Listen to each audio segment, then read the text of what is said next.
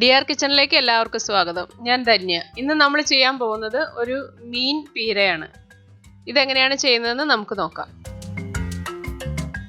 അതിനാദ്യമായിട്ട് ഒരു അരപ്പ് തയ്യാറാക്കണം. അതിനായിട്ട് ഒരു മിക്സിയുടെ ജാർ എടുത്ത് അതിലേക്ക് 1 കപ്പ് തേങ്ങ ഇട്ട് കൊടുക്കാം.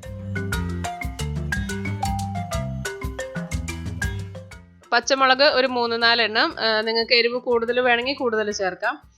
ഇഞ്ചി ഒരു ചെറിയ കഷ്ണം, ഒരു 3-4 ഉള്ളി, ചെറിയ ഉള്ളി അതൊന്ന് കട്ട് ചെയ്ത് ഇട്ട് കൊടുക്കാം. ഒരു 1/4 ടീസ്പൂൺ മഞ്ഞൾപ്പൊടിയും 1/4 ടീസ്പൂൺ മുളക് പൊടിയും ചേർത്ത് കൊടുക്കാം.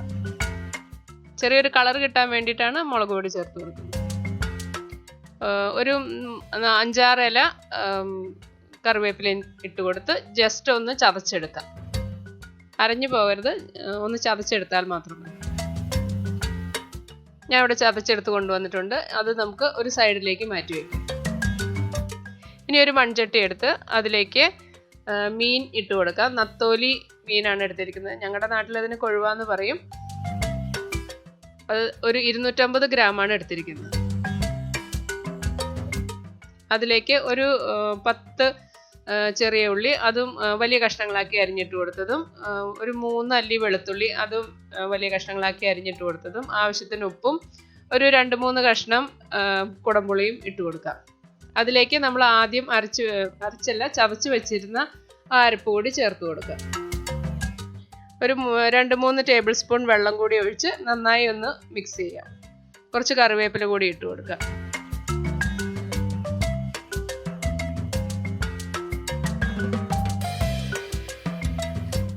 മീൻ ഉടഞ്ഞു പോകാത്ത രീതിയിൽ വേണം മിക്സ് ചെയ്യാൻ.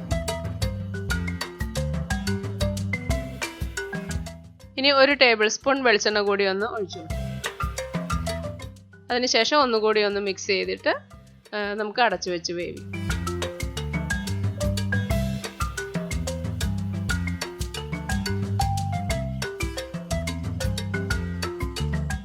ഒരു 10 മിനിറ്റ് കൊണ്ട് മീൻ വെന്ത് കിട്ടും. ഇത് വേഗം വേവുന്ന മീനാണല്ലോ. ഇടയ്ക്കൊന്ന് ചെറുതായിട്ടൊന്ന് ഇളക്കി കൊടുക്കാം. അധികം മീൻ ഉടയാത്ത രീതിയിൽ ചെറുതായി ഒന്ന് ഇളക്കി കൊടുക്കാം. വെള്ളം കുറഞ്ഞു പോയെങ്കിൽ ഒരു 1-2 ടേബിൾ സ്പൂൺ വെള്ളം കൂടി ഒഴിച്ചു കൊടുക്കും.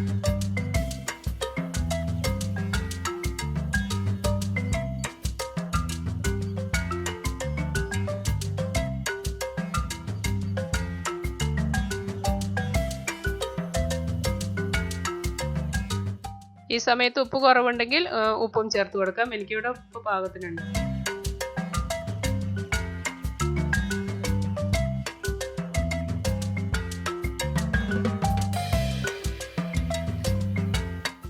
അടിയിൽ പിടിക്കാതെ ഇടയ്ക്കൊന്ന് ഇളക്കി കൊടുക്കാൻ മറക്കണ്ട.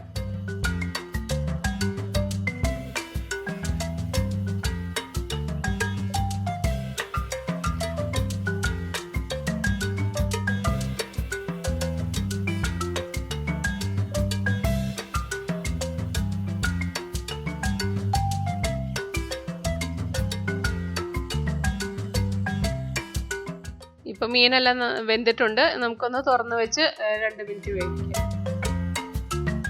ഇനി അതിൻ്റെ മുകളിലേക്ക് കുറച്ച് കറിവേപ്പിലയും വെളിച്ചെണ്ണയും ഒഴിച്ചു കൊടുക്കാം.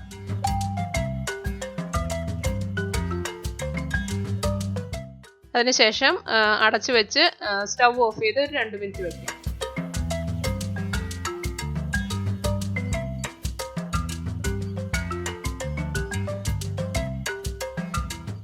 നമ്മുടെ മീൻ പീര ഇവിടെ റെഡി ആയിട്ടുണ്ട്. വളരെ ടേസ്റ്റിയാണ്. നമ്മളുടെ ചൂട് ചോറിൻ്റെ കൂടെ കഴിക്കാൻ വളരെ നല്ലൊരു കറിയാണ് ഈ മീൻ പീര. നിങ്ങൾക്ക് ഈ വീഡിയോ ഇഷ്ടമാവുകയാണെങ്കിൽ ലൈക്ക് ചെയ്യുകയും ഷെയർ ചെയ്യുകയും ഈ ചാനൽ ഇഷ്ടമാവുകയാണെങ്കിൽ സബ്സ്ക്രൈബ് ചെയ്യുകയും ചെയ്യുക.